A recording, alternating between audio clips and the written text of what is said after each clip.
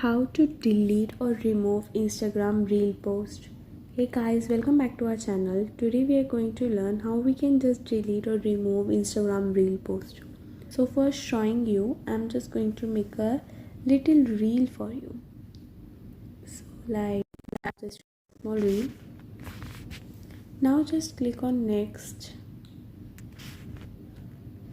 And here you can see that there is an option to also share to feed.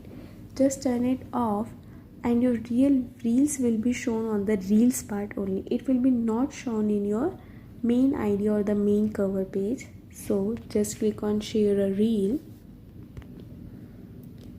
So here you can see that your reel is not shown on this page.